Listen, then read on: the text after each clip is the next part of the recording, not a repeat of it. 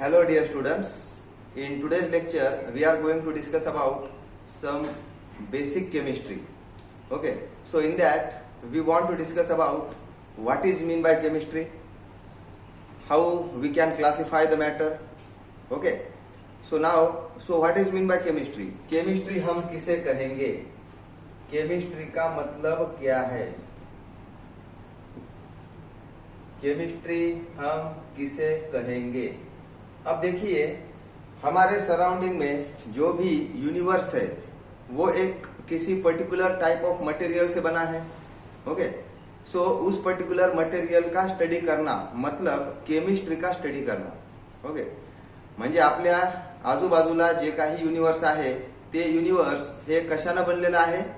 विशिष्ट मटेरियलने बनलेले. मग आता ह्या मटेरियलचा अभ्यास करणं म्हणजे काय? केमिस्ट्री. मग आता ह्या मटेरियल मध्ये जे काही चेंजेस होतात त्या चेंजेसचा अभ्यास करणं म्हणजे सुद्धा केमिस्ट्री आहे. म्हणजे सोप्या आणि साध्या भाषेमध्ये सांगायचं झालं तर केमिस्ट्री म्हणजे काय? Chemistry is nothing but it is the study of material that make up universe.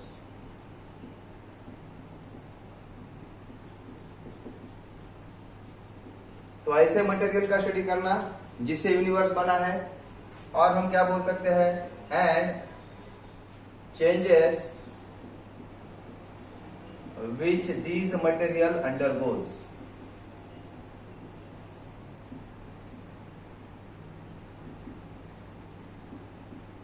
ये जो भी मटेरियल है उस मटेरियल में स्पेसिफिक चेंजेस होने वाले हैं, उस चेंजेस का भी स्टडी हमें यहाँ पर करना पड़ेगा. अब देखिए, स्टडी ऑफ मटेरियल, जो मटेरियल का हमें स्टडी करना है उसमें क्या करना है? हमें मैटर का स्टडी करना है. Material is nothing but it is the matter. Okay, so we want to discuss about the composition, properties and structure of that particular matter. Okay, तो इसका मतलब chemistry in a simple language is nothing but it is the study of matter. Study of matter का मतलब हम क्या बोलेंगे? Chemistry ऐसा बोलेंगे. Okay, अब स्टडी ऑफ मॅटर में अलग अलग एस्पेक्ट्स है. स्टडी ऑफ मॅटर मध्ये वेगवेगळे एस्पेक्ट्स आहेत. मग त्या वेगवेगळ्या एस्पेक्टचा सुद्धा आपल्याला त्या ठिकाणी अभ्यास करायचा आहे. ओके, मग आता बघा, मॅटरचे कॉन्स्टिट्युएंट्स काय आहेत? What are the constituents of matter? So matter is made up of atoms and molecules. Okay, atoms and molecules. आता मॅटर हा atoms आणि molecules न बनलेला आहे. मग आता केमिस्ट्रीची आपण अजून एक वेगळी डेफिनेशन सुद्धा करू शकतो. काय म्हणणार आपण? Chemistry is nothing but it is the science of atoms and molecules. Okay, it is the science of atoms and molecules. Atoms आणि मॉलिक्युल्सचं सायन्स म्हणजेच काय? केमिस्ट्री असं आपल्याला ह्या ठिकाणी सांगता येईल. मग आता तुमच्या माइंड मध्ये प्रश्न पडला असेल, what is mean by matter? म्हणजे तसं आपण 8वी 9वीला शिकलेलो आहोत, what is mean by matter. आता मॅटरची सिंपल डेफिनेशन आपण काय करू शकतो? Anything that has mass and occupies space. म्हणजे अशी कोणतीही गोष्ट, ठीक आहे, अशी कोणतीही गोष्ट ज्याला मास आहे आणि जे स्पेस ऑक्युपाय करू शकतं. ठीक आहे, स्पेस ऑक्युपाय करणार प्लस त्याला मास आहे, अशी जी गोष्ट आहे त्याला काय म्हणायचं? मॅटर असं म्हणायचं. किंवा मॅटरलाच आपण अजून काय म्हणू शकतो? Anything that can be seen through our naked eye. म्हणजे अशी कोणतीही गोष्ट जी आपल्याला आपल्या उघड्या डोळ्याने दिसू शकते. Okay, seen through necked I. Okay, necked eyes म्हणजे उघड्या डोळ्यांनी आपल्याला दिसणाऱ्या गोष्टी. जसं की आता मी तुम्हाला व्हिडिओ मध्ये दिसायलो, म्हणजे मी कोण आहे? मॅटर आहे. तुम्हाला व्हिडिओ मध्ये बोर्ड दिसत आहे, म्हणजे हा बोर्ड सुद्धा काय आहे? मॅटर आहे. माझ्या हातामध्ये पेन दिसत आहे, पेन सुद्धा मॅटर आहे. माझ्या अंगावर तुम्हाला कपडे दिसत आहेत, कपडे सुद्धा मॅटर आहे. म्हणजे अशी कोणतीही गोष्ट युनिवर्स मधली जी आपल्याला दिसते आपल्या उघड्या डोळ्यांनी, त्याला काय म्हणायचं? मॅटर असं म्हणायचं. मग पेन आहे, पेन्सिल आहे, बुक्स आहेत, त्याच्यानंतर ट्री आहे, घराच्या बाहेर पडल्यानंतर मोठमोठ्या बिल्डिंग्स आपल्याला दिसतात. म्हणजे हे सगळं जे आहे ते काय आहे, it is nothing but it is the matter. Okay, म्हणजे जे मास, ज्याला मास आहे आणि जे स्पेस ऑक्युपाय करू शकतं, म्हणजे ज्याला मास आहे आणि जे जागा व्यापतं त्याला आपण काय म्हणायचं, मॅटर असं म्हणायचं. ओके, मग आता बघा तुम्हाला मॅटर वगैरे सगळं लक्षात आलं असेल. आता केमिस्ट्रीमध्ये आपल्याला 5 मुद्द्यांचा अभ्यास करायचा आहे. ठीक आहे, केमिस्ट्रीमध्ये आपल्याला 5 गोष्टी आहेत, ह्या 5 गोष्टींचा अभ्यास करायचा आहे. Chemistry is nothing but it is the branch of science which deals with number 1 study of composition of matter. Study of composition of matter. Okay, म्हणजे ते मॅटर कशानं बनलेलं आहे. ठीक आहे, याचा अभ्यास आपल्याला केमिस्ट्रीमध्ये करायचा असतो. दुसरी महत्वाची गोष्ट, study of structure of matter. Study of structure of matter, म्हणजे त्या मॅटरचं स्ट्रक्चर काय आहे याचा सुद्धा अभ्यास आपल्याला करावा लागणार आहे. त्याच्यानंतर तिसरी महत्वाची गोष्ट आहे study of properties of matter. Study of properties of matter, म्हणजे एखाद्या पर्टिक्युलर मॅटरच्या प्रॉपर्टीज काय आहेत याचा सुद्धा अभ्यास आपल्याला ह्या ठिकाणी करायचा आहे. चौथी महत्वाची गोष्ट, आता आपल्याला माहिती आहे की मॅटर एका फॉर्म मधून दुसऱ्या फॉर्म मध्ये जाऊ शकतो, बरोबर. त्याच्यामुळे मग आपल्याला काय करावं लागणार, त्याचा सुद्धा अभ्यास केमिस्ट्रीमध्ये करावा लागणार आहे. म्हणजेच काय, the study of changes which matter undergoes. Okay, study of changes which matter undergoes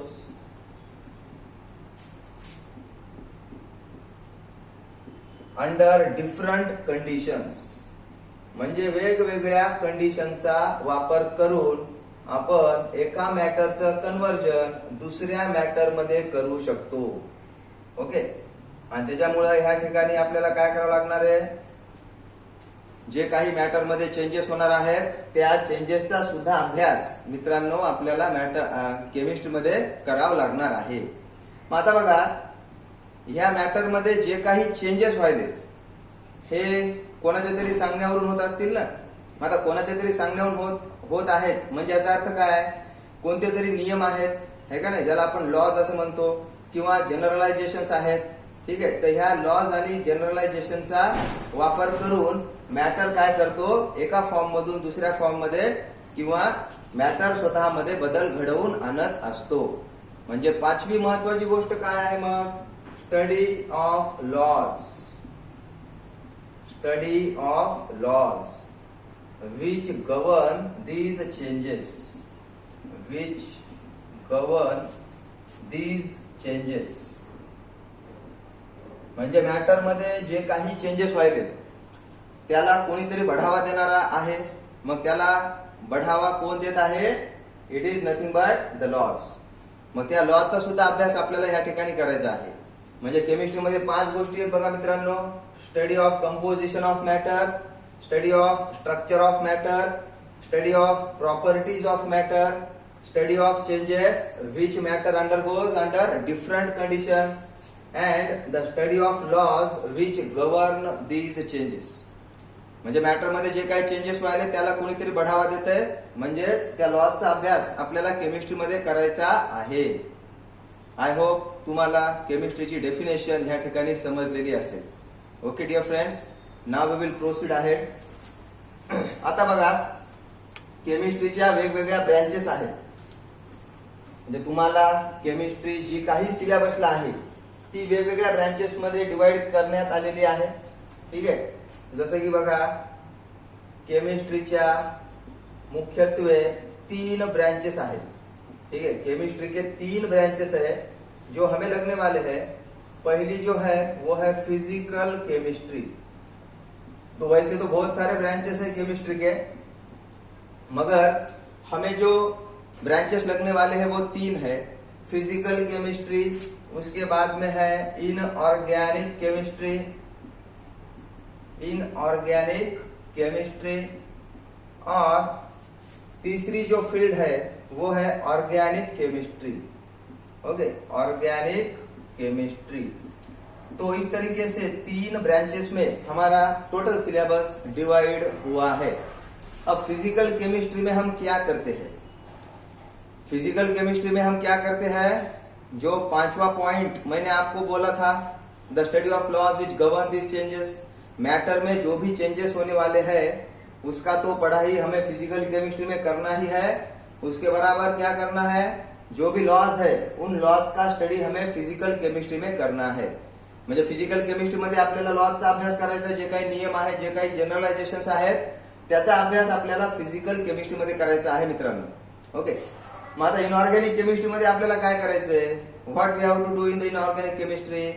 मग आता इनऑर्गॅनिक केमिस्ट्री मध्ये कार्बनच्या व्यतिरिक्त म्हणजे कार्बन सोडून दुसरे जे काही एलिमेंट आहेत त्यांचा अभ्यास आणि त्यांनी तयार केलेल्या कंपाऊंडचा अभ्यास आपल्याला इनऑर्गॅनिक केमिस्ट्री मध्ये करायचा आहे। म्हणजे कार्बनच्या कंपाऊंडचा अभ्यास आपण इनऑर्गॅनिक केमिस्ट्री मध्ये करत नाही। इनऑर्गॅनिक केमिस्ट्री मध्ये आपण कोणाचा अभ्यास करतो? कार्बनच्या व्यतिरिक्त जे काही एलिमेंट आपल्या पिरियडिक टेबल मध्ये आहेत त्या एलिमेंटचा अभ्यास आणि त्यांनी तयार केलेल्या कंपाऊंडचा अभ्यास आपल्याला इनऑर्गॅनिक केमिस्ट्री मध्ये करायचा आहे। ऑर्गॅनिक केमिस्ट्री मध्ये आपण काय करतो? कार्बनचा अभ्यास करतो आणि कार्बन पासून बनलेल्या वेगवेगळ्या कंपाऊंडचा सुद्धा अभ्यास आपण ऑर्गॅनिक केमिस्ट्री मध्ये करत असतो। ठीक आहे, म्हणजे कार्बनचा तर अभ्यास करायचाच आहे, त्याचबरोबर कार्बनचे खूप सारे कंपाऊंड्स हे तयार होतात तर त्याचा सुद्धा अभ्यास आपल्याला ऑर्गॅनिक केमिस्ट्री मध्ये करायचा आहे। ठीक आहे, मग आता जस्ट तुम्ही नॉमेनक्लेचर ऑफ ऑर्गॅनिक कंपाऊंड शिकलात मित्रांनो। त्याच्यामध्ये ऑर्गॅनिक कंपाऊंडचे वेगवेगळे क्लास तुम्ही शिकलेले आहात, है का नाही? अल्केन असेल, अल्किन असेल, अल्काइन असेल, अल्कोहोल असेल, कीटोन असेल, अल्डिहाइड असेल, कार्बोक्झॅलिक ऍसिड असेल, इस्टर असेल, इथर असेल, त्याच्यानंतर अमाइन कंटेनिंग कंपाऊंड्स असतील। ठीक आहे, तर ह्या सगळ्या कंपाऊंडचा अभ्यास हा ऑर्गॅनिक केमिस्ट्री मध्ये केला जातो। म्हणजे केमिस्ट्री ही 3 ब्रांचेस मध्ये डिवाइड करण्यात आलेली आहे, फिजिकल केमिस्ट्री, इनऑर्गॅनिक केमिस्ट्री आणि ऑर्गॅनिक केमिस्ट्री। आणि ह्या 3 वेगवेगळ्या सेक्शनला 3 वेगवेगळे माणसं आपल्याकडे आहेत। म्हणजे फिजिकल केमिस्ट्रीचा पोर्शन चक्रवार सर शिकवतात, इनऑर्गॅनिक केमिस्ट्रीचा पोर्शन कोलेवाड सर शिकवतात आणि ऑर्गॅनिक केमिस्ट्रीचा पोर्शन कुलकर्णी सर शिकवतात। ठीक आहे, किंवा मग थोडा बहुत पोर्शन मागे पुढे आम्ही करत असतो। ठीक आहे, म्हणजे 3ही विषय आमच्या तिघांनाही जमतात आणि त्याच्यानुसार मग आम्ही तिघही एकत्र ह्या ठिकाणी आलेलो आहोत। ओके मित्रांनो, चला पुढे जाऊ आपण। Just we will see the applications of chemistry. Okay, or we can say that importance of chemistry, importance of chemistry। आता बघा, केमिस्ट्रीचं इम्पॉर्टन्स खूप आहे। कशामुळे म्हणत आहोत आपण असं? कारण की सकाळी उठल्यापासून ते रात्री झोपेपर्यंत केमिस्ट्रीने डेव्हलप केलेल्या वेगवेगळ्या कंपाऊंडचा वापर आपण दैनंदिन जीवनामध्ये करत असतो आणि त्याच्यामुळे आपण काय म्हणू? It is impossible to imagine our life without chemistry. जर केमिस्ट्री नसेल तर आपण आपली लाईफ इमॅजिन करू शकणार नाहीत। त्याच्यामुळे केमिस्ट्रीचा खूप महत्वाचा रोल ह्या ठिकाणी आपल्याला बघायला मिळतो। ठीक आहे, मग आता केमिस्ट्रीने आपल्याला बेसिक नीड्स प्रोव्हाइड केलेले आहेत। फूड असेल, हे का नाही, शेल्टर असेल किंवा क्लॉथ्स असतील, तर या बेसिक नीड्स प्रोव्हाइड करण्याचं काम केमिस्ट्री आपल्याला करतं। लक्झरियस लाईफ प्रोव्हाइड करण्याचं काम केमिस्ट्री आपल्याला करतं। म्हणजे केमिस्ट्रीचे खूप सारे इम्पॉर्टन्स आपल्या सराउंडिंगला आहेत। ठीक आहे, chemistry has provided us fertilisers. केमिस्ट्रीने आपल्याला फर्टिलायझर्स प्रोव्हाइड करून दिलेले आहेत, बरोबर? आणि ह्या फर्टिलायझरचा वापर कशासाठी केला जातो? अन्नधान्य पिकवण्यासाठी किंवा अन्नधान्याचं प्रोडक्शन वाढवण्यासाठी फर्टिलायझरचा वापर केला जातो। फर्टिलायझर्स हे काय आहेत? They are the compounds. कोणते? केमिस्ट्रीनं तयार केलेले कंपाऊंड्स आहेत। त्याच्यानंतर केमिस्ट्रीनं इन्सेक्टिसाइड आणि पेस्टिसाइड हे सुद्धा प्रोव्हाइड केलेले आहेत। इन्सेक्टिसाइड्स ऍज वेल ऍज पेस्टिसाइड्स। इन्सेक्टिसाइड्स आणि पेस्टिसाइड्स यांचा सुद्धा वापर कशासाठी केला जातो? अन्नधान्यांना कीड लागू नये याच्यासाठी त्याचा वापर केला जातो. आणि हे सुद्धा काय आहेत, केमिकल कंपाऊंड्स आहेत, केमिस्ट्रीने तयार केलेले. ओके. त्याच्यानंतर chemistry has provide us preservative.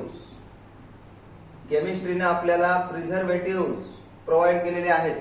तर या प्रिझर्वेटिव्हचा वापर आपण कशासाठी करतो, जे काही अन्न आहे ते अन्न खूप काळ टिकवण्यासाठी प्रिझर्वेटिव्हचा वापर करतो.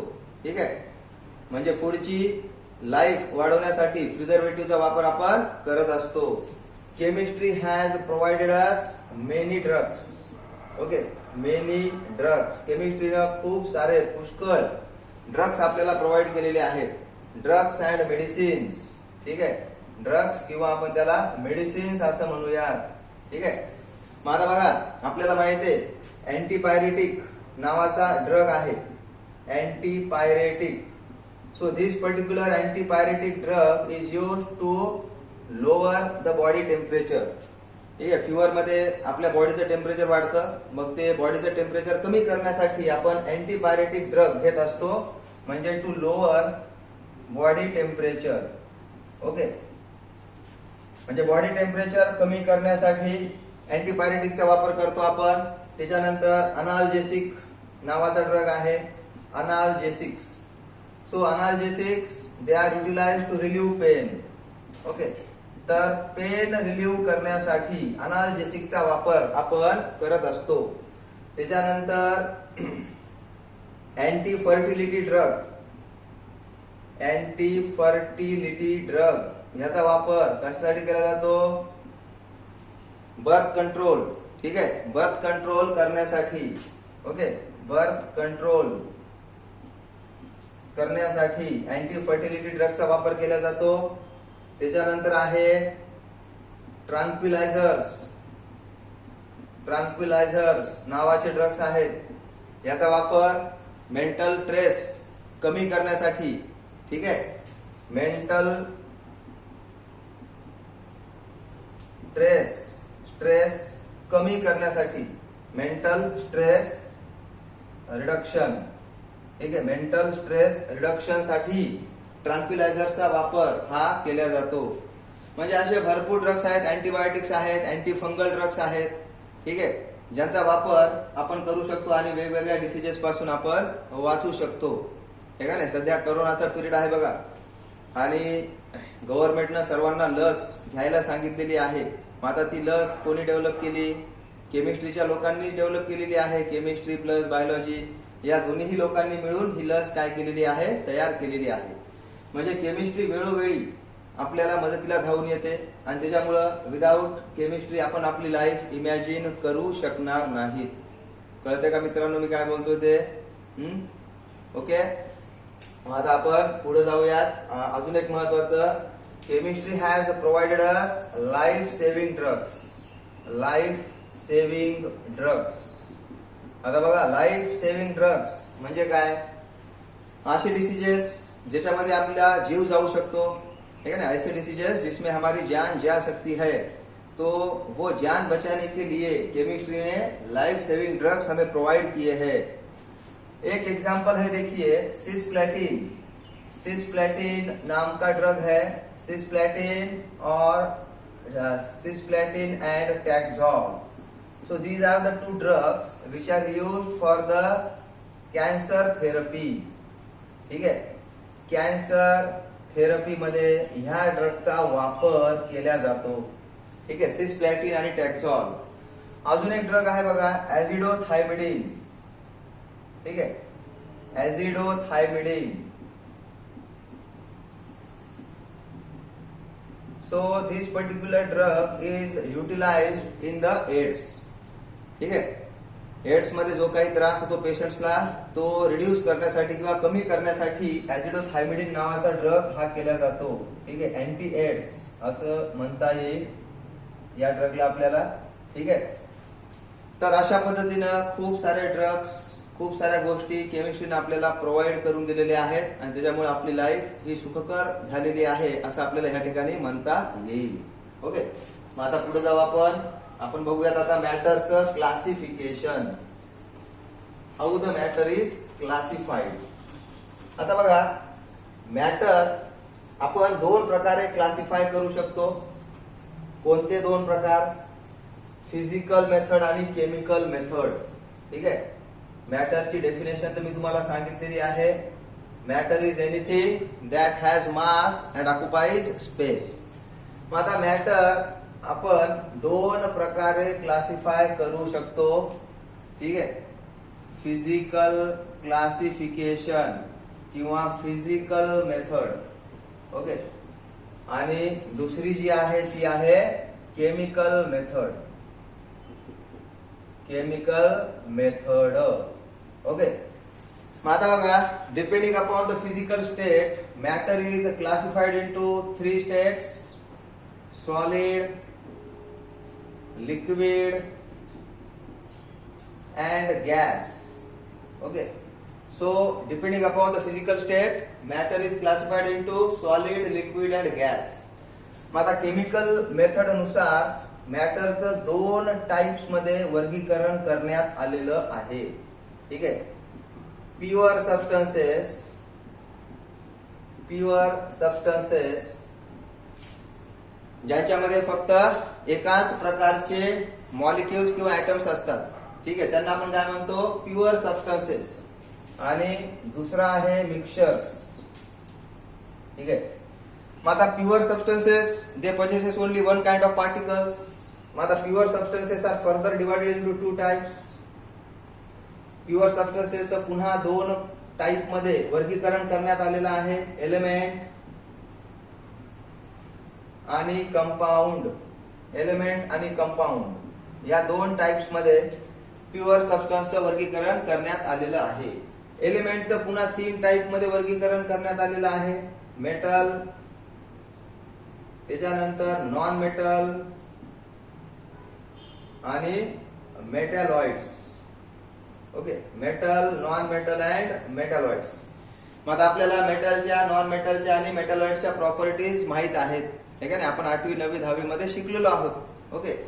त्याच्यानंतर कंपाऊंडचं 2 टाइप मध्ये वर्गीकरण करण्यात आलेलं आहे: इनऑर्गॅनिक कंपाऊंड्स. इनऑर्गॅनिक कंपाऊंड्स आणि दुसरा आहे ऑर्गॅनिक कंपाऊंड्स. म्हणजे इनऑर्गॅनिक कंपाऊंड्स आणि ऑर्गॅनिक कंपाऊंड्स या 2 कंपाऊंड्स मध्ये कंपाऊंडचं क्लासिफिकेशन करण्यात आलेलं आहे. त्याच्यानंतर मिक्सचरचं 2 टाइप मध्ये वर्गीकरण करण्यात आलेलं आहे. ठीक आहे. Homogeneous mixture. Homogeneous mixture. ठीक आहे. आणि हेटेरोजिनियस. हेटेरोजिनियस मिक्सचर. म्हणजे 2 टाइप मध्ये मिक्सचरचं क्लासिफिकेशन या ठिकाणी करण्यात आलेलं आहे. म्हणजे ओव्हरऑल मॅटरचं क्लासिफिकेशन ह्या पद्धतीने करण्यात आलेलं आहे. पुन्हा एकदा रिवाइज करतो. Matter is divided by 2 methods: physical method and chemical method. In physical method, depending upon state, matter is classified as solid, liquid and gas. Depending upon the chemical method, matter is classified as pure substances and mixtures. Pure substances are further classified as elements and compound. Elements are further classified as metal, non-metal and metalloids. Compounds are further classified as inorganic compound and organic compounds. Mixtures are further classified as homogeneous mixture and heterogeneous mixture. म्हणजे हे झालं detailed मॅटरचं classification. ठीक आहे. आता आपण पुढे जाऊयात. मग आता सॉलिड, लिक्विड आणि गॅस. ठीक आहे. ह्या ज्या 3 स्टेट्स आपण पाहिलेले आहेत. ठीक आहे. म्हणजे मॅटरच्या क्लासिफिकेशन मध्ये आता मी तुम्हाला सांगितलं की depending upon the physical state matter is divided into solid, liquid and gas. ठीक आहे. मग आता बघा, सॉलिडचं कन्वर्जन आपण लिक्विड मध्ये करू शकतो. ठीक आहे. लिक्विडचं कन्वर्जन आपण गॅस मध्ये करू शकतो. ठीक आहे. आता बघा, मी 2 एरो दाखवलेले आहेत. So this is called as reversible arrow. सॉलिडचं कन्वर्जन लिक्विड मध्ये किंवा लिक्विडचं कन्वर्जन सॉलिड मध्ये. आता सॉलिडचं कन्वर्जन लिक्विड मध्ये करायचं असेल तर काय करावं लागेल? हीट प्रोव्हाइड करावी लागते. इथं मी त्रिकोण काढलेला आहे. So that particular triangle is nothing but it is the symbol for the heat. Okay. मग आता लिक्विडचं कन्व्हर्जन सॉलिड मध्ये करायचं असेल तर आपल्याला कूल करावं लागेल, म्हणजे टेम्परेचर कमी करावं लागेल. पुन्हा लिक्विडचं गॅसमध्ये कन्व्हर्जन करायचं असेल तर टेम्परेचर वाढवावं लागेल. आणि गॅसचं जर लिक्विड मध्ये करायचं असेल तर पुन्हा कुलिंग कंडिशन प्रोव्हाइड करावी लागेल. म्हणजे आपण मॅटरच्या एका स्टेट मधून दुसऱ्या स्टेट मध्ये इझिली जाऊ शकतो, स्पेसिफिक कंडिशन जर आपण अप्लाय केल्या तर. ठीक आहे. मग आता बघा सॉलिडचं कन्व्हर्जन लिक्विड मध्ये, ठीक आहे, सॉलिडचं कन्व्हर्जन लिक्विड मध्ये, तर ह्या पर्टिक्युलर प्रोसेसला आपण काय म्हणायचं, it is called as melting. Okay, it is called as melting किंवा it is called as fusion. ठीक आहे, वितळणे. ठीक आहे. त्याच्यानंतर लिक्विडचं कन्व्हर्जन गॅसमध्ये, लिक्विडचं कन्व्हर्जन गॅसमध्ये, ह्याला काय म्हणायचं, this is called as vaporisation. Vaporisation. Okay. मग आता बघा लिक्विडचं कन्व्हर्जन सॉलिड मध्ये, liquid changes to solid, so it is called as freezing. ठीक आहे, फ्रीजिंग प्रोसेस म्हणजे पाणी आपण फ्रीज मध्ये ठेवतो त्याचं सॉलिड फॉर्म मध्ये कन्व्हर्जन होतं. ठीक आहे. आता बघा जर समजा आपण गॅसचं कन्व्हर्जन लिक्विड मध्ये केलं, गॅसचं कन्व्हर्जन लिक्विड मध्ये केलं तर it is called as condensation. याला काय म्हणायचं, कंडेन्सेशन. ओके. आणि जर समजा सॉलिडचं कन्व्हर्जन डायरेक्टली गॅस मध्ये होत असेल, सॉलिडचं कन्व्हर्जन डायरेक्टली गॅस मध्ये, so this particular process is called as sublimation. याला म्हणायचं सब्लिमेशन. आणि जर समजा गॅसचं कन्व्हर्जन सॉलिड मध्ये होत असेल डायरेक्टली विदाउट अंडरगोईंग लिक्विड फेज, तर त्या पर्टिक्युलर प्रोसेसला म्हणायचं डिपोजिशन. याला काय म्हणणार आपण, डिपोजिशन किंवा डिसब्लिमेशन. ठीक आहे. म्हणजे ह्या ठिकाणी वेगवेगळ्या मॅटरच्या ज्या काही अवस्था आहेत त्या एका अवस्थेतून दुसऱ्या अवस्थेमध्ये आपण इझिली जाऊ शकतो. तर त्याच्यासाठी त्या पर्टिक्युलर एका अवस्थेतून दुसऱ्या अवस्थेत जाण्याला एक पर्टिक्युलर नाव आहे. हे नाव मी तुम्हाला ह्या ठिकाणी सांगितलेले आहेत. ठीक आहे. मग आता सॉलिड, लिक्विड आणि गॅसेस हे सगळे कशाने बनलेले आहेत, पार्टिकल्सने बनलेले आहेत. बरोबर. मग आता पार्टिकल्सने बनलेले असतील तर याचा अर्थ काय आहे, तिथं आपल्याला पार्टिकलचं नेचर कसं आहे याचा अभ्यास आपल्याला ह्या ठिकाणी करावा लागेल. ठीक आहे. पार्टिकलची अरेंजमेंट कशी आहे हे सुद्धा आपल्याला ह्या ठिकाणी शिकावं लागेल. तर लक्ष द्या. मग आता मी सॉलिडच्या बाबतीत बोलतोय. ठीक आहे. सॉलिडच्या बाबतीत जे काही सॉलिड्स आहेत त्या सॉलिडच्या बाबतीत मी बोलतोय.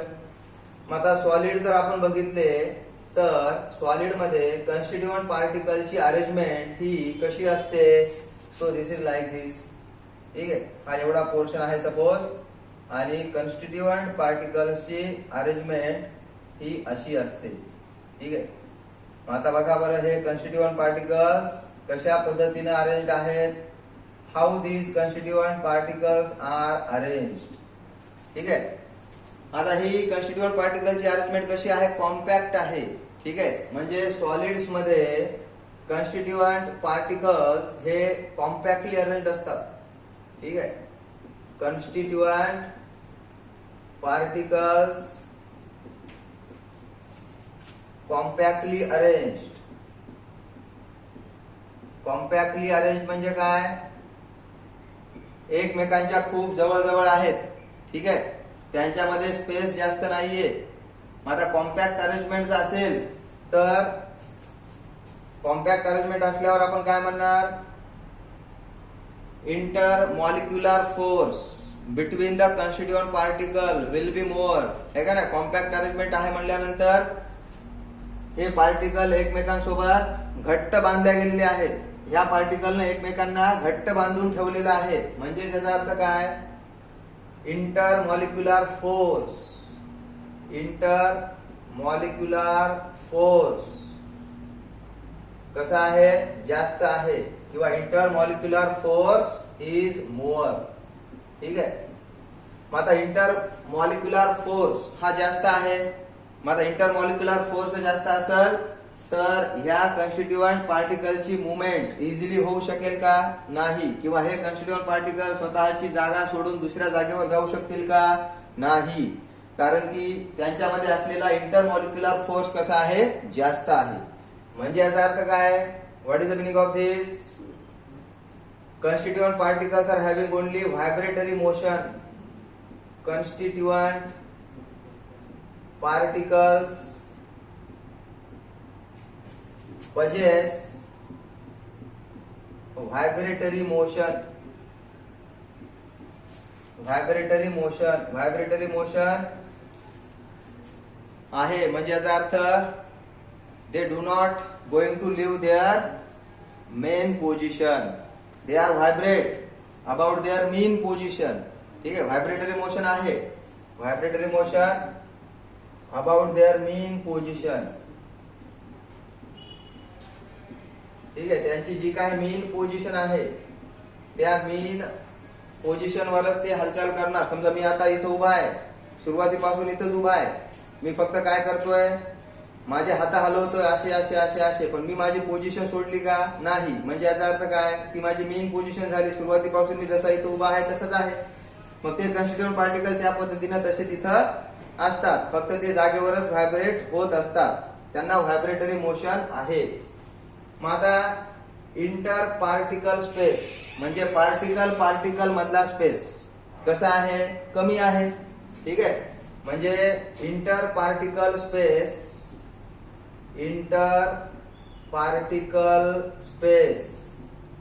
इज लेस. ठीक आहे. म्हणजेच आपण असे म्हणू शकतो इंटर पार्टिकल डिस्टन्स. ठीक आहे. इंटर पार्टिकल डिस्टन्स हे कसं आहे, कमी आहे, किंवा इंटर पार्टिकल स्पेस कसा आहे, कमी आहे. आणि ह्या सगळ्या गोष्टींमुळं आपण काय म्हणतो की solids are having a definite mass as well as definite shape. ठीक आहे. Solids are having definite mass as well as they are having definite shape. त्यांना डिफिनाइट शेप सुद्धा आहे असं आपण सांगत असतो. बरोबर. म्हणजे सॉलिड्सच्या बाबतीत तुमच्या गोष्टी लक्षात आल्या असतील. ठीक आहे. सॉलिड्स मध्ये कॉन्स्टिट्यूएंट पार्टिकलची अरेंजमेंट कशी आहे हेही तुमच्या लक्षात आलं असेल. ठीक आहे. मग आता पुढे जाऊ आपण लिक्विड्स कडे. ठीक आहे. मग आता लिक्विड्स मध्ये काय असतं, मग आता लिक्विड्स मध्ये कॉन्स्टिट्यूएंट पार्टिकल्सची अरेंजमेंट ही थोडी विरळ असते. ठीक आहे. म्हणजे जसं सॉलिड मध्ये कॉन्स्टिट्यूएंट पार्टिकलची अरेंजमेंट कॉम्पॅक्ट आहे तसं लिक्विडच्या बाबतीत आपल्याला बघायला मिळत नाही. ठीक आहे. मग आता बघा, suppose this is a portion that we have covered. मग आता कॉन्स्टिट्यूएंट पार्टिकल बघा कसे आहेत, असे आहेत. ठीक आहे. असे कॉन्स्टिट्यूएंट पार्टिकल्स आहेत. मग आता बघा, सॉलिड मध्ये जसे कॉन्स्टिट्यूएंट पार्टिकल होते तसे लिक्विड मध्ये आहेत का, नाही.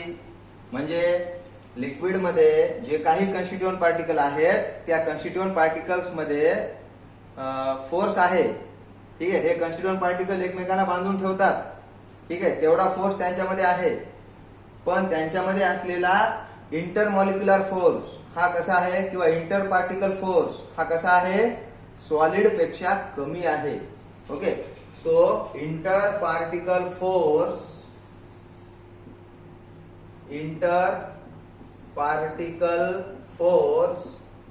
Is less than solids. ठीक आहे. इंटर पार्टिकल फोर्स हा कसा आहे, कमी आहे. कोणापेक्षा, सॉलिड मध्ये असलेल्या इंटर पार्टिकल फोर्स पेक्षा. ठीक आहे. मग आता लिक्विड मध्ये असलेले पार्टिकल्स त्यांच्यामध्ये असलेला फोर्स हा एवढा पण वीक नाही जेणेकरून लिक्विडचे पार्टिकल एकमेकांचा साथ सोडून देते. लिक्विड में जो भी पार्टिकल्स है उनमें जो भी फोर्स है वो इतना भी कम नहीं है कि वो एक दूसरे का साथ छोड़ देंगे. तो इसका मतलब liquids are having ability to flow. Liquids को फ्लो होने की एबिलिटी है, लिक्विड्स आर फ्लूइड्स, ऐसा भी हम यहाँ पर बोल सकते हैं, ठीक है। और यहाँ पर इंटर पार्टिकल स्पेस जो है, इंटर पार्टिकल स्पेस, ये कैसा है, इज मोर देन सॉलिड्स, ठीक है। लिक्विड्स में इंटर पार्टिकल डिस्टेंस या इंटर पार्टिकल स्पेस जो हो कैसा है, ज्यादा है, किससे, सॉलिड से, ठीक है। और ये सभी चीजों की वजह से हम क्या बोलते हैं, liquids are having definite volume, ठीक है। उनको डिफिनाइट वॉल्यूम है मगर उनको डिफिनाइट शेप है क्या, नहीं है। लिक्विड को आप जिस कंटेनर में डालोगे उस कंटेनर का शेप वो लेने वाले हैं, ठीक है। Liquids are going to take the shape of container, they are having definite volume but they do not have any definite shape, okay. So such type of things are there regarding the liquid, or we can say that this is a particle nature of liquid, okay. अब gas के बारे में देखते हैं, gas के बारे में क्या है, ठीक है।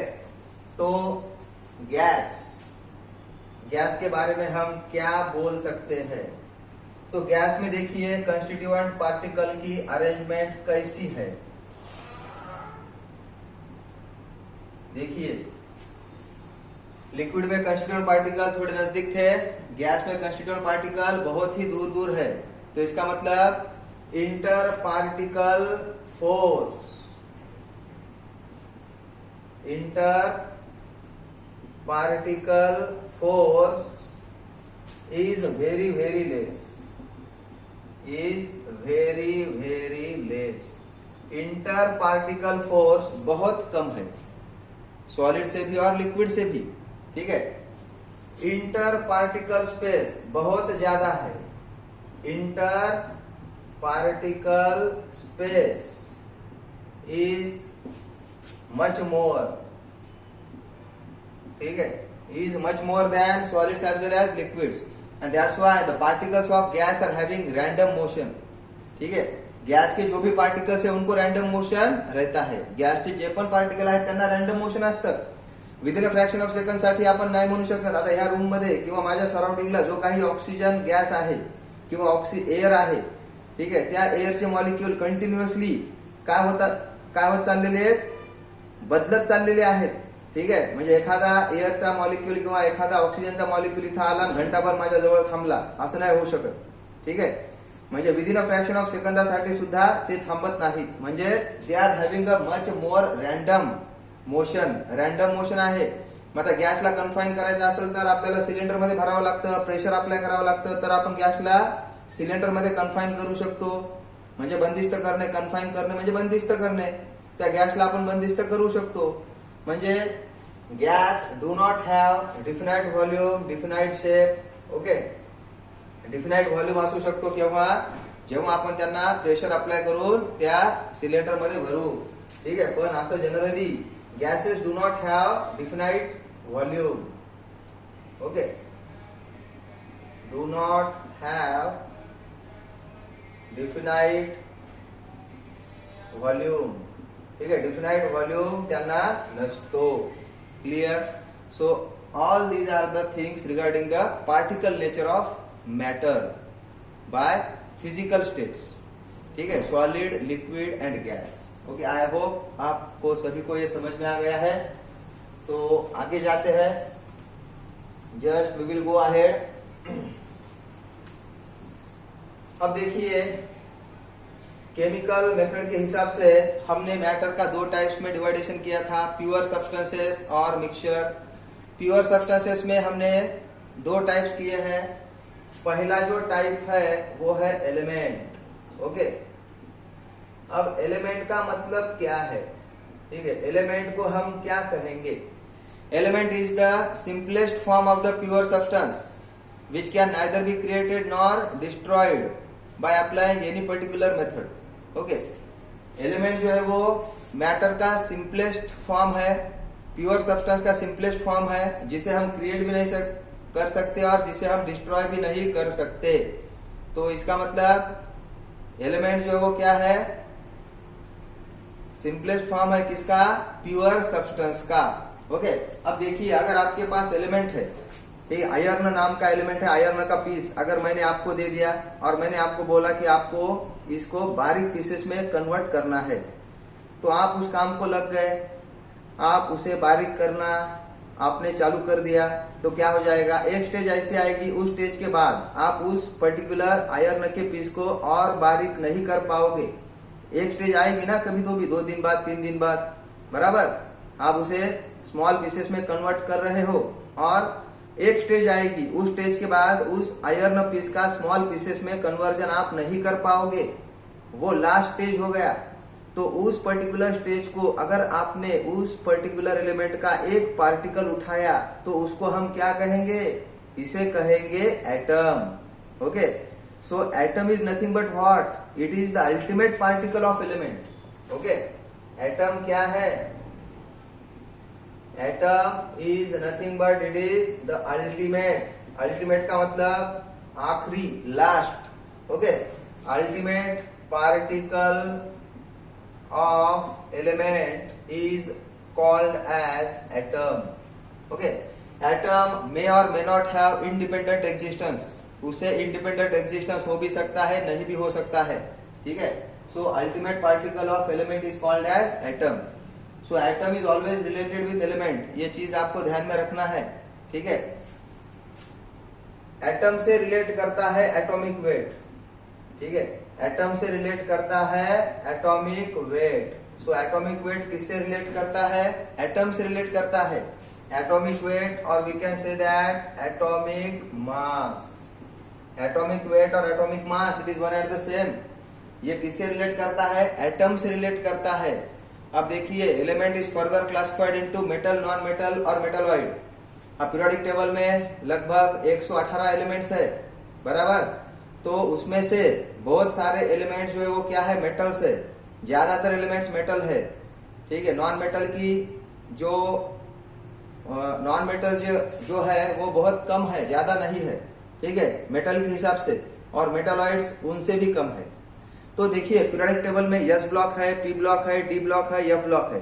तो एस ब्लॉक पूरे मेटल्स है, डी ब्लॉक पूरे मेटल्स है, एफ ब्लॉक पूरे मेटल्स है, और पी ब्लॉक में कुछ मेटल्स है, कुछ नॉन मेटल्स है और कुछ मेटलॉइड्स है, ठीक है। अब मेटल के बारे में मैं आपको बोलता हूं, मेटल के बारे में जो आपको मालूम होगा, ठीक है।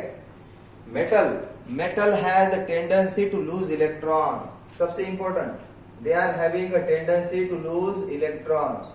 कोई भी मेटल ले लो, वो कभी भी इलेक्ट्रॉन गेन नहीं करेगा, वो ऑलवेज इलेक्ट्रॉन लूज करेगा। So metals are having tendency to lose electron, और जब ये मेटल इलेक्ट्रॉन लूज करेगा तो क्या हो जाएगा, जब भी कोई पर्टिकुलर एलिमेंट इलेक्ट्रॉन लूज करता है तो वो खुद का कन्वर्जन किसमें करता है, it get converted into positive ion. Okay, एखाद्या पर्टिक्युलर एलिमेंटनं जेव्हा इलेक्ट्रॉनचा लॉस केलेला आहे तेव्हा त्या एलिमेंटचं कन्वर्जन हे पॉझिटिव्ह आयन मध्ये होत असतं। आणि नॉन मेटल्स जे असतात, non metals are having tendency to gain electron always, ठीक है, I am talking always. Non metals are having tendency to gain electron, और जब भी कोई पर्टिकुलर एलिमेंट इलेक्ट्रॉन गेन करता है तो क्या होता है बच्चों, उसका कन्वर्जन निगेटिव आयन में होता है, बराबर। ये निगेटिव आयन में खुद का कन्वर्जन करके लेगा, समझ में आ रहा है। तो ये बहुत ही इंपॉर्टेंट है मेटल और नॉन मेटल्स के बारे में, ठीक है। तो ये चीजें आपको शायद मालूम नहीं थी, या किसी बहुत सारे बच्चों को मालूम भी होगी, तो ये आपको जहन में रखना है, आगे जाकर हमें इस पे और ज्यादा डिस्कशन भी करना है। तो आई होप एलिमेंट आपको समझ में आ गया है, ठीक है। अब जाते हैं कंपाउंड की तरफ, ठीक है। प्योर सब्सटेंस का दूसरा टाइप, दैट इज कंपाउंड। तो कंपाउंड का मतलब क्या है, what is mean by compound, compound किसे कहेंगे, ठीक है।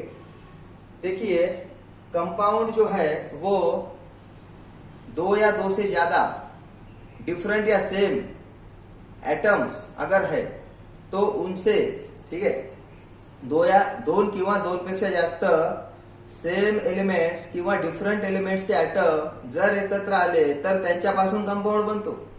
ये 2 या 2 से ज्यादा सेम एलिमेंट या डिफरेंट एलिमेंट्स के एटम्स अगर एक साथ आए तो उनसे क्या बनेगा, कंपाउंड बनेगा।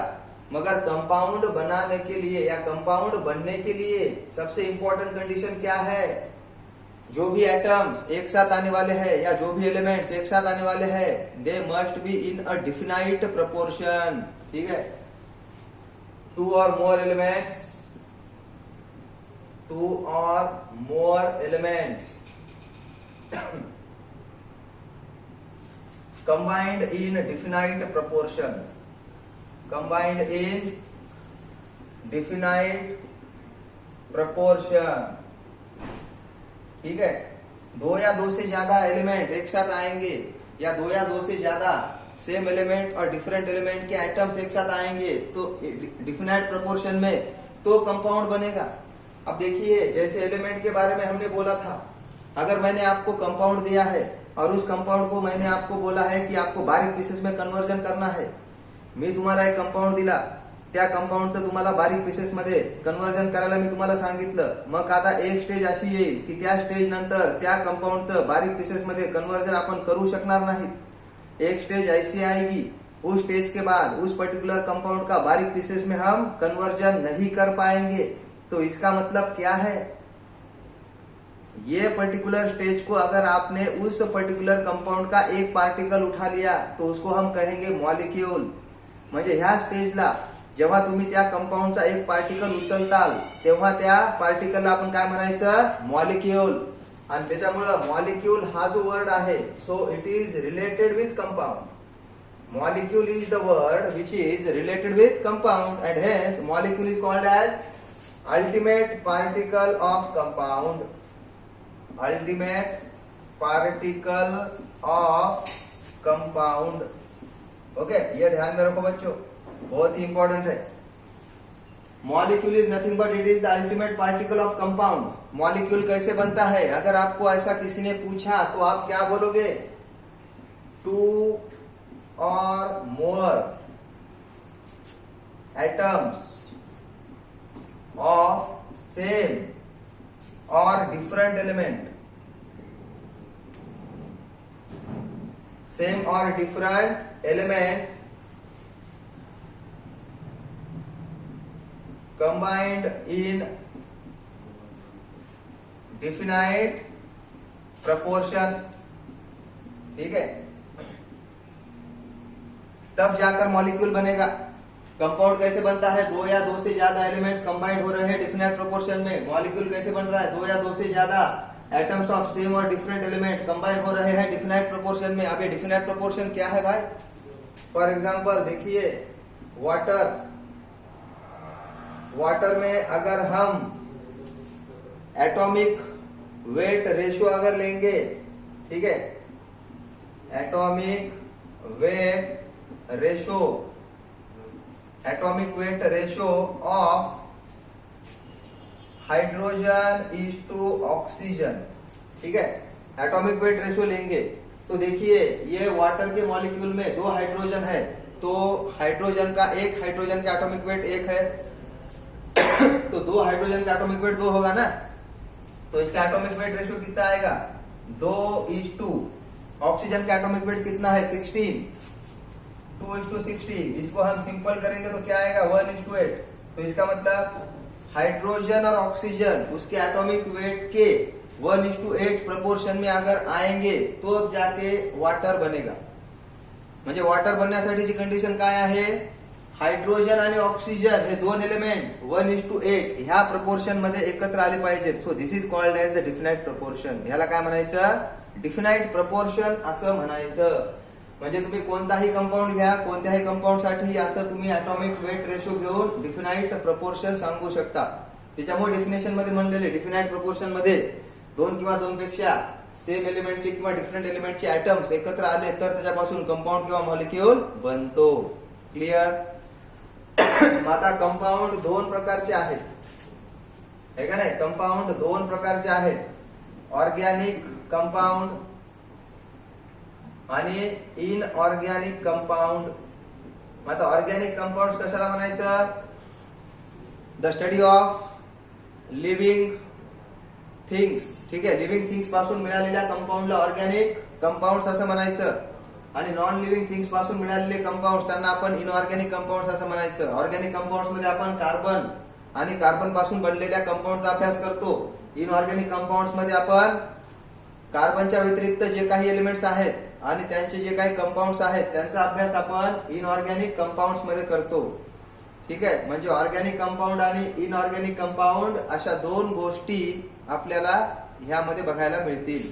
ठीक आहे, आणि आता मॅटरच्या क्लासिफिकेशन मधला शेवटचा मुद्दा राहतोय तो म्हणजे मिक्सचर. ठीक आहे, तर मिक्सचर कशाला म्हणायचं हे 2 मिनिटात बघू आणि आज इथं आपण थांबू. ठीक आहे, तर मिक्सचर बघा, मिक्सचर कशाला म्हणायचं तर मिक्सचर फॉर्म होण्यासाठीची कंडिशन काय आहे? 2 किंवा 2 पेक्षा जास्त सबस्टन्सेस.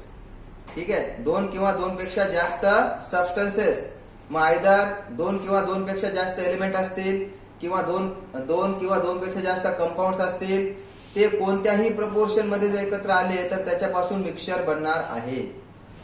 ठीक आहे, म्हणजे मिक्सचर फॉर्म होण्यासाठीची कंडिशन काय? 2 or more substances, 2 or more substances, either element or compounds, either element or compounds combine together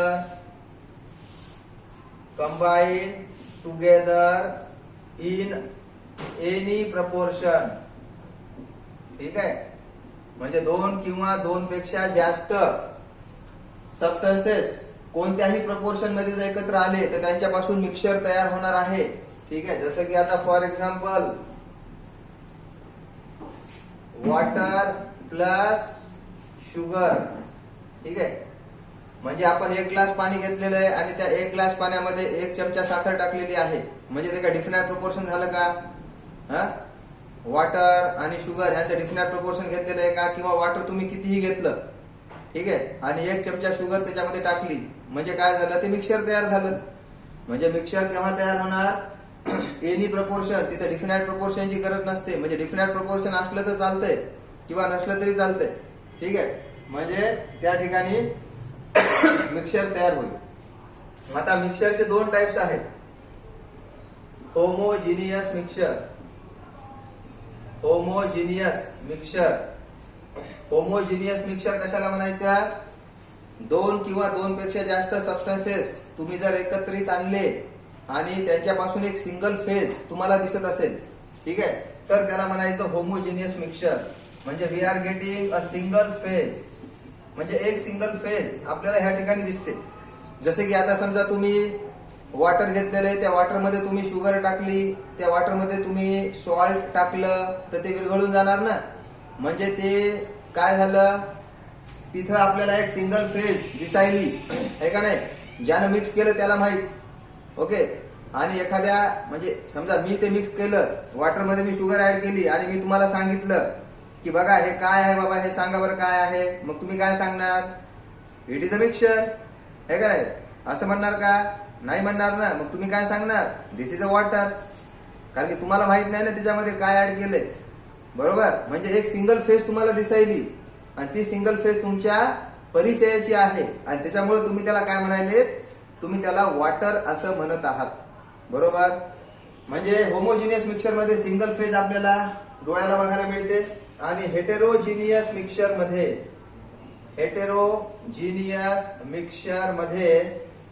we are getting 2 or more different phases.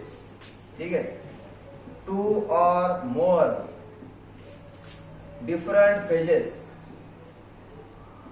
2 or more different phases आपल्याला ह्या ठिकाणी बघायला मिळतात हेटेरोजिनियस mixture मध्ये. आता बघा, समजा वॉटर घेतलेले तुम्ही आणि वॉटर मध्ये तुम्ही काय ऍड केलेले? समजा वाळू ऍड केलेली. मग आता वॉटरही तुम्हाला दिसायले, वाळू पण तुम्हाला दिसायली, म्हणजे काय झालं? ते हेटेरोजिनियस मिक्सचर झालं. बरोबर, कारण की 2 फेज तुम्हाला दिसायलात ना, वॉटरची एक फेज आणि वाळूची फेज तळाला तुम्हाला दिसायली त्या ग्लासमध्ये. म्हणजे अशा पद्धतीने 2 किंवा 2 पेक्षा जास्त डिफरंट फेजेस जर तयार होत असतील तर त्याला काय म्हणायचं? हेटेरोजिनियस मिक्सचर. समजा तुम्ही वॉटर घेतलेलं आहे आणि त्या वॉटर मध्ये तुम्ही रॉकेल किंवा पेट्रोल मिक्स केलेलं आहे, मग काय होणार, दोन लेअर आपल्याला दिसणार. वरचा लेअर वेगळा असेल, खालचा लेअर वेगळा असेल आणि त्याच्यावरून तुम्ही सांगणार हेटेरोजिनियस मिक्सचर त्या ठिकाणी तयार झालेले. So dear students, I hope तुम्हाला हे आजचं डिस्कशन समजलेलं असेल.